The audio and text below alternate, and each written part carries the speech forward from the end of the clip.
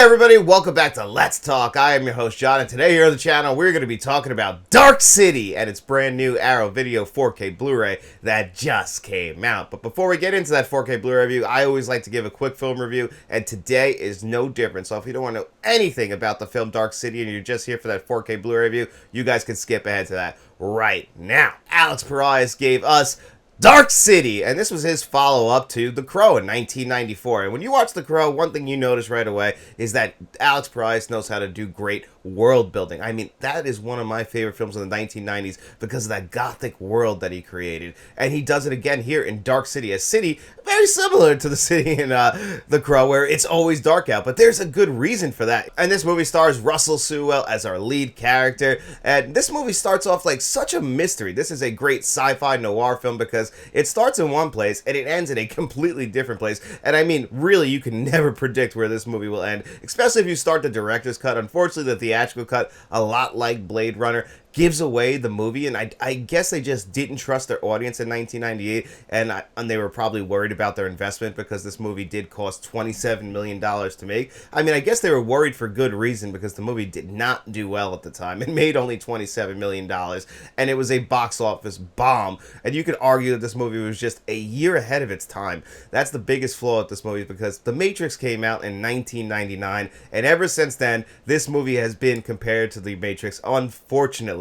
I mean, I guess it's a good thing that it gets brought up in the conversation with The Matrix just because The Matrix was a revelation. A lot like Star Wars in 1977, the film business changed when The Matrix came out. Unfortunately, people just didn't give credit to Dark City the year before for having very similar themes in its movie. Just great production design across the board. You know, it does have some flaws compared to The Matrix, but also it doesn't have, you know, the same kind of wire work behind it, the same effects behind it. You know, a lot of the CGI, unfortunately, in Dark City doesn't really hold up, even though they were using some real practical sets. Like, they built sets in Fox Australia before it was Fox Australia over there, and, you know, they used models, matte paintings, they did everything. The CGI was kind of like, you know, if we can't do it practically. Unfortunately, the CGI in certain areas just does not hold up. It's just a 1990s thing. It's not necessarily their fault, but it is noticeable when you watch the film. Also, if you watch the film now, I do feel like our lead character, you know, if you compare him to Neo in The Matrix, it's not really necessarily a fair comparison. That's Keanu Reeves. That's like one of our iconic actors, given not the world's greatest actor, and you can say the same thing about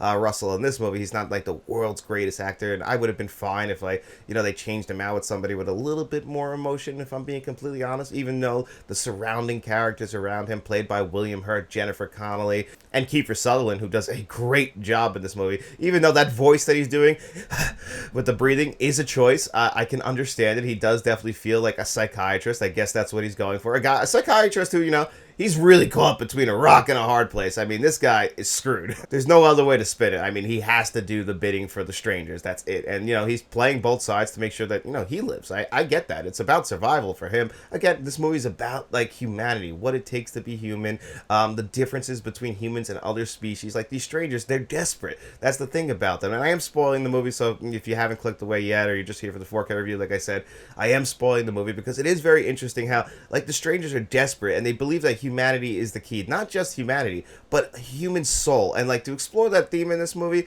you know, have, like, religious overtones, it works so well. And again, where we started with it being like a serial killer movie, like, we're gonna solve the mystery of, like, this guy with amnesia, like, is he actually doing the killing? And again, we move away from that pretty damn fast into what actually the movie is. And I'm still confused on why the theatrical cut needed to have that narration in the beginning, because the director's cut unfolds so naturally and all the twists happen so naturally, and, you know, you don't feel like they're out of nowhere. It doesn't feel like Deus Ex Machina. You know, maybe a little bit at the end when when it's revealed to us, you know, that they're basically on, like, what flat earthers believe Earth is, essentially. You know, that's a little bit of, like, out of nowhere. But for the most part, you kind of can see it coming. Like, the way they're talking about Shell Beach throughout the movie, you don't think it's real. Like, why does the sun never come up in this city? Like, what is going on? And, you know, they get to the edge and they got it, and then it's all revealed to us. I love the ending. I really do. I love seeing the sun come up. Again, you know, maybe this CGI isn't the greatest, but I still think it really does work for this film. You know, I'm a sucker for a good sci-fi movie, I'm not gonna lie, so this movie has always worked for me, even with its flaws. It's funny that the director's cut, you know, does extend some stuff. I still prefer if they would have, like, you know, given us like a 2.5 hour cut. I think that would make, you know, the beginning of the movie a little bit better, just to flesh things out, build up the mystery a little bit more. I think we kind of move off the initial mystery a little bit too fast. Like, think about Chinatown. That's a great noir film. We spent a good amount of time just exploring the water. I would have liked to spend more time exploring, like, the serial killings and what that is. I feel like William Hurt and Jennifer Connelly kind of figured this all out a little bit quicker than I would hope. Again, you know, these are just minor complaints. I've always really enjoyed this movie. I think it's very underrated. Clearly, Roger Ebert thought this movie was very underrated as well. He was a champion for this film just because it didn't deserve what happened to it. It didn't deserve to get overlooked like that. You know, this is a movie, I would love for a movie to come out like this 27 years later, where we create a brand new world. We just don't get that anymore. Like, so much effort went into, like, the storyboarding of this movie. It took years for this movie to get made. You just have to admire somebody's vision getting put on the screen. I mean, Alex Perez he didn't just direct this movie. You know, he co-wrote it. It's his story. This is his baby. He produced the movie. And, you know, when you put all that effort in and then it becomes like a box office bomb, I'm sure he feels great today knowing that this movie is a cult classic that deserves so much more love. It's a shame, though, that it does get it compared to The Matrix so much, because that's not really fair. The Matrix, like I said earlier in the review, it's a revelation. It's a different kind of film. It is one of the greatest films of the 1990s. The film industry changed because of The Matrix. For this movie to always be, like, in the shadow of The Matrix, it really isn't fair, because it is a great film on its own. It's not a 10 out of 10 film. It's not even a 9 out of 10 film, but this is like a solid 8 to 8.5 kind of film. You can watch it almost every year, maybe every other year. This is the kind of movie I like to watch. Of course, it's Dark City. You want to watch this one late at night in the darkness. Really let the movie wash over you. You know, I love a good noir film, a noir sci-fi film. I'm all in. I think you guys would like this film no matter which way you spin it. But hey, if you've seen the film, then you're here to check out this 4K Blu-ray that we're going to talk about right now.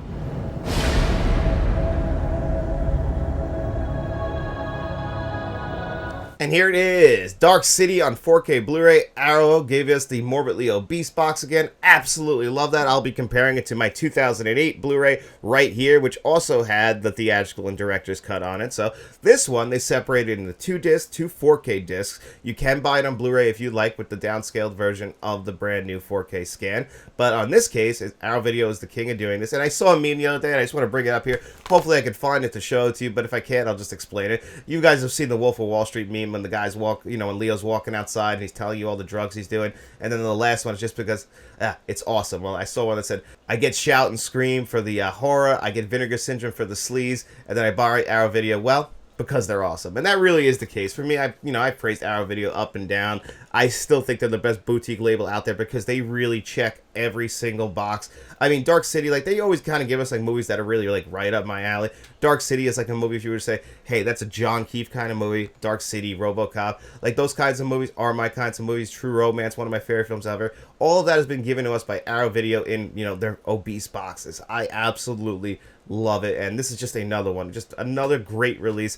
Gotta, you know, make sure my fandom doesn't get ahead of me, because I just love how right out of the gate they gave us everything, because that 2008 Blu-ray, I don't want to sell that short.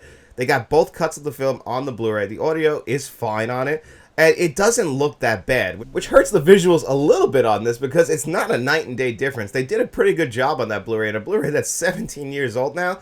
You know, it could be my Panasonic upscaling it very well, but I was impressed with it. There's some DNR and everything on it, and this 4K restores some of the grain, but I'm getting ahead of myself anyway. Just want to point out, not a bad Blu-ray. Sometimes, you know, we talk about Blu-rays and, you know, they're dog shit, but really not a bad 2008 Blu-ray that holds up pretty well all these years later. But let's unbox this bad boy. They put the slipcover sleeve over it, which I love, and then you slide it off. Same artwork underneath. I mean, I love the box art, by the way. You know, you got the circles from the credit on the back. I don't know if you guys could even see that if the camera's picking it up, but, you know, Arrow Video, they used to just give us this, and that was more than enough, because this is still absolutely beautiful. You come inside, and just the reading material. This is a 60-page booklet.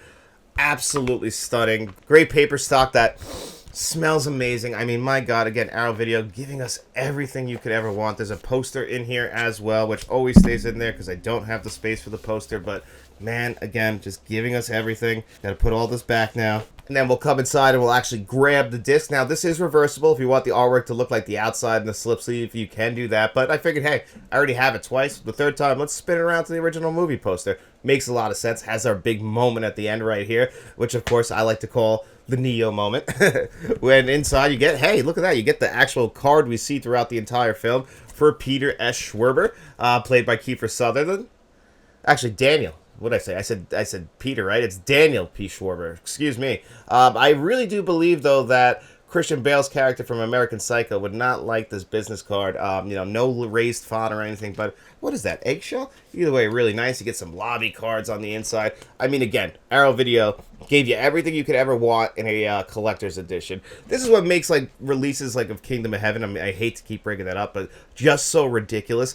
What was this, $38? And, 55 for Kingdom of Heaven. Even now, it's like 41, but still, look at everything you get in here. You get two 4K discs with 100 gigabyte discs. The first disc is the director's cut, while the second disc is the theatrical cut, which just shows you that, like, the director's cut is the preferred cut. If you go to Mallrats from Arrow Video, they put the theatrical cut on the first disc and the director's cut on the second disc because that director's cut from Mallrats is awful, whereas this... The director's cut is the version that most people choose to watch. I'm not going to judge you if you watch the theatrical cut. I know people judge me because I said the Donnie Darko director's cut is better than the theatrical cut. So, hey, to each their own. Choose what you like. Either way, or Arrow Video gave us both options to make everybody happy. That's all that matters. And they got extras on both discs. Now, most of the extras are on the first disc, the director's cut disc. That's where you'll find like most of the Arrow Video new stuff. There are some, archival stuff from '08 on that disc, like all the commentary tracks. I believe I counted 2 new commentary tracks and 3 old commentary tracks. Now, in the theatrical cut, you're only going to have 2 commentary tracks, one from Roger Ebert, who, again,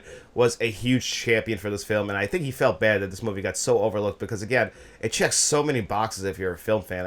In the production design, everything. It's just so many different things, and I can see why Roger Ebert got, he felt like this movie deserved more love, and obviously he contributed to it.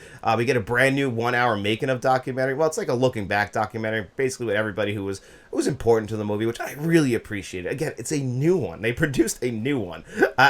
Just everything I could have wanted. You got that. You got 2 new video essays. Then you go to the second disc of extras, and that's all the archival stuff that was on the previous release. That had a making of as well.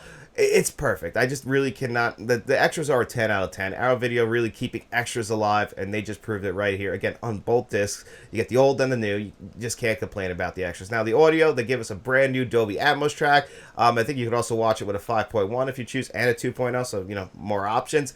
The previous release had a 7.1, which, didn't really have too much bang. Like I said, the visuals were pretty good on the previous Blu-ray, but the audio, it was fine, but I think it could have been mixed a little bit better, and I think they nailed that with the Dolby Atmos track. Obviously, this movie has some big action sequences, has a great score. The audio, the Atmos track is great. Can't say it's a 10 out of 10, but it's still a very good audio track, a very well-mixed audio track. I was very impressed with it. Then the visuals. We get HDR10 and Dolby Vision here. I think the film's never looked better than it does now. I did expect it to look a little bit better, if I'm being honest, but they restore some of the film grain that was previously lost in the Blu-ray. The colors, they look fantastic. This is a very green, blue, heavy kind of film. Some beiges, but I think it really does work. And the 4K Blu-ray, we're obviously hitting those deep blacks. The colors, maybe not highlighted as much as I would have hoped, but that's probably a choice for the film, and I can appreciate that. Obviously, the level of detail has increased dramatically from that Blu-ray. I mean, it's a 4K scan, brand new 4K scan. Looks incredible. Every little bit of detail definitely is an improvement over the previously released Blu-ray. I just expected a little bit more when it came to the visuals. I thought this might be a 10 out of 10 visuals when it comes to 4K Blu-ray releases, but it just didn't hit that level. I still think it's very, very, very, very good. I just don't think it's like, the greatest thing that I was expecting that, and maybe I should have tapered my expectations a little bit because it's still really good. I don't want to sell the visuals short or anything, but we're here to also talk about the total package, and that's one thing I can't knock Arrow Video for. This is a fantastic release, one of the best releases of 2025 overall. They give us fantastic packaging, incredible extras, great audio, and great visuals. That's all we can ask for, and then it's priced fairly. Of course, this will be on Arrow Video sale, so you'll even be able to get it cheaper than it is right now, which for me is a pretty big steal at that price, especially with what we're getting now from the major studios. To have a boutique label like Arrow Video still hitting home runs like this and giving us fair price releases, I mean, we're really, really lucky and fortunate to have a company like that. And they're not even paying me to say that. I've never gotten a review copy from Arrow Video. I just have always appreciated their work, and this is another slam dunk release from them. If I was going to give this one a score of 1 to 10, I'm going to give Dark City a very high 9.5 out of 10. I can definitely recommend this. And you know what? That's going to do it here for us on another episode of Let's Talk. I hope you guys enjoyed the video, and if you did, don't forget to like it, don't forget to subscribe, don't forget to share this video if you could. We also have channel membership, and if you guys want to get the videos earlier than when they're released, you guys can become a friend of the channel, or you can become a producer for the channel like Ben Rondo and John Doe Juggalo, who has a great YouTube channel as well, or you can even become a channel director like Nicholas Head, Uncle V, Frank from Frank's Media Reviews, and Kevin Kruger, or you could even become a channel bankroll member like Mr. Smelly Potato. But of course, guys, if you got no money to throw away, don't worry about it. I just hope you enjoyed the video, and if you did, get out those streets, tell your friends about us, and then we'll be seeing you around.